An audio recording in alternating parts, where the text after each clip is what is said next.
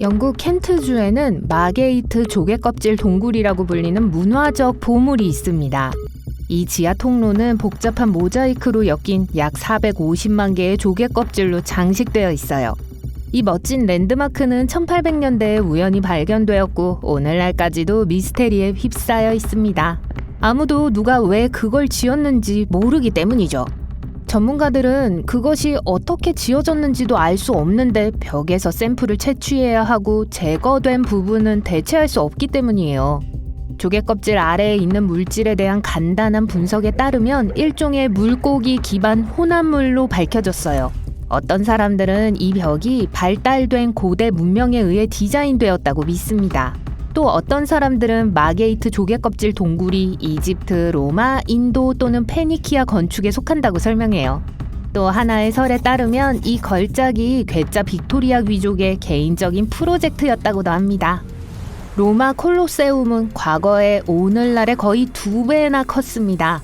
하지만 세월이 지나면서 완전한 형태로 살아남지 못했어요. 상황을 이해하기 위해 콜로세움을 둘러싼 역사와 어떻게 콜로세움이 도시 곳곳으로 흩어지게 되었는지 살펴봅시다. 이 건물의 건축은 베스파시아누스 황제 치하 서기 70년에 시작됐어요. 처음 문을 연 이래로 콜로세움은 강력한 검투사와 많은 이국적인 동물을 선보이는 다양한 활동과 쇼의 본거지였습니다.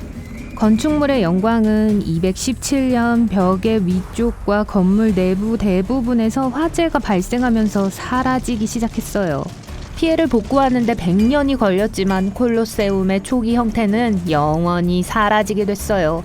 그 몰락은 443년 남부 이탈리아를 강타한 지진과 함께 계속되었습니다. 이 시점에서 콜로세움 바깥 링의 많은 부분은 손상됐어요.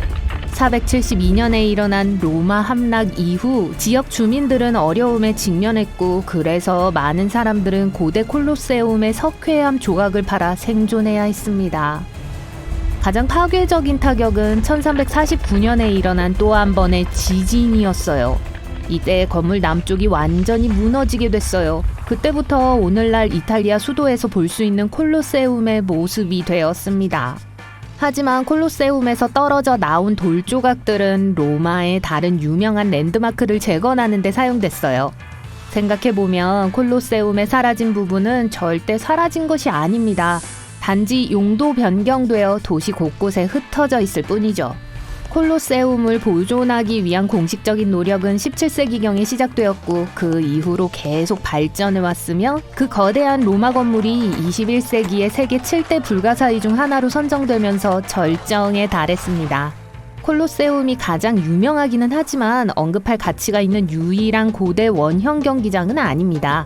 또 하나는 238년경으로 거슬러 올라가는 엘젬 원형 경기장이에요. 튀니지의 작은 마을인 엘젬에 있습니다. 역사에 관심이 있는 분이라면 엘젬을 세계에서 가장 잘 보존된 로마 석조 유적 중 하나로 알고 있을지도 몰라요.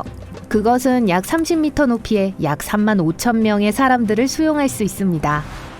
중요한 고대 유적지를 이야기하면서 이탈리아의 찬란한 도시 폼페이를 언급하지 않을 수는 없겠죠.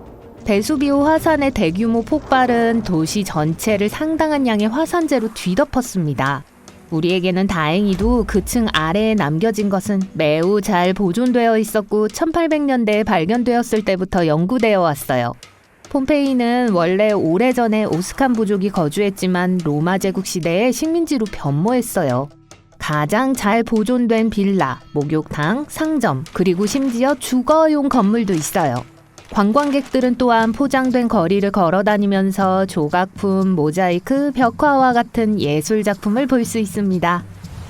페루를 방문할 때 대부분의 사람들은 마추픽추로 향하지만 작은 비밀을 하나 알려드릴게요. 마추픽추는 15세기에 지어진 것으로 추정되기 때문에 그리 오래된 것은 아니에요. 좀 더 오래된 것을 찾고 있다면 페루에 위치한 카랄 유적지가 더 나은 선택이 될 수 있는데 그곳은 남미에서 가장 오래된 도시지역 중 하나이기 때문입니다. 이 지역에서는 잔혹함의 흔적이 발견되지 않았고 고고학자들은 이곳이 평화로운 사회의 본거지라고 생각합니다. 사람들은 생계를 유지하기 위해 상거래를 이용했고 또한 음악을 즐겼다고 여겨져요. 그 그 이유는 이곳에서 발견된 가장 중요한 발견 중 하나가 사슴이나 라마 같은 동물의 뼈로 만들어진 37개의 코르넷이었기 때문이에요. 또한 33개의 플루트가 이곳에서 발견됐는데 기원전 2170년까지 거슬러 올라가는 것으로 추정됩니다. 고대 도시 펠라의 폐허는 요르단에 위치해 있고 6000년 전으로 거슬러 올라갑니다. 이곳 또한 오래전에 사라진 선진사회의 훌륭한 예로 고대 극장, 로마 목욕탕, 분수 집이 있어요. 이곳이 더욱 중요한 이유는 고고학자들이 석기시대 이래로 이곳에 사람이 살아왔다고 믿기 때문이에요. 푸르비에르의 고대 극장은 프랑스 리옹에 숨겨져 있는 보석입니다. 고고학적 자료에 따르면 2000년 이상 전에 지어진 것으로 추정되고 도시의 멋진 전망을 제공합니다. 약 10,000명을 수용할 수 있는 이 고대 극장은 음악 축제인 유명한 누이 드 푸르비에르의 본거지이기도 하죠. 그리스와 로마 시대에 이곳은 태양의 도시 헬리오폴리스라고 불렸어요. 오늘날 발백에는 로마 신전 유적 중 가장 큰 두 곳인 바카스의 신전과 주피터의 신전이 있습니다. 이곳을 방문하고 싶다면 동부 레바논으로 가야 해요. 그곳에는 오늘날까지 이 신전들이 훌륭하게 보존되어 있어요. 이 신전들은 약 2세기 또는 3세기로 거슬러 올라갑니다. 인도의 엘로라 동굴은 600년까지 거슬러 올라가며 2km 이상 뻗어 있다고 합니다. 마하라슈트라주에 위치한 이곳은 산 중턱에서 복잡하게 조각된 34개의 드문 사원을 방문할 수 있는 곳이에요. 사원들은 그림이나 조각과 같은 섬세한 예술작품들로 가득 차 있어요. 인류의 요람은 인류 역사의 가장 오래된 기록이 보관되어 있습니다. 남아프리카의 요하네스버그 근처에 위치해 있고 지금까지 발견된 가장 오래된 인류 화석 중 일부가 있어요. 여기서 세계 인류 조상 화석의 약 40%를 찾을 수 있어요. 흥미로운 화석 중 하나는 플레스 부인이라고 불리는 오스트랄로피테쿠스 아프리카누스의 화석인데 약 250만 년 전에 살았던 것으로 추정됩니다. 재밌는 사실은 이곳에서 결혼식을 할 수 있다는 거예요. 10세기로 거슬러 올라가는 또 다른 사원은 코케르입니다. 이 사원은 캄보디아 정글에 위치해 있어요. 이 고대 유적지에 도달하기 위한 여정은 쉽지 않고 대부분의 관광객들은 그곳에 가기 위해 툭툭을 이용해요. 코케르에서 가장 중요한 기념비는 프라사톰이라고 불립니다. 손상 요소에 노출되는 것을 줄이기 위해 제한된 수의 관광객만이 꼭대기로 올라가는 계단을 오를 수 있어요. 고소공포증이 없다면 경치는 정말 가치 있을 거예요. 932년까지 거슬러 올라가는 약 40개의 비문을 볼 수 있어요. 그 단지의 많은 기념물들은 여전히 숲속에 숨겨져 있고 그 지역은 안전하지 않기 때문에 방문객들에게 공개되지 않습니다. 3세기에 이곳이 세계에서 가장 큰 무역 중심지가 있었던 곳이라는 건 상상하기 어려워요. 하지만 볼루빌리스의 폐허는 세계에서 가장 잘 보존된 것 중 일부이기 때문에 여전히 우리에게 꽤 정확한 모습을 알려줍니다.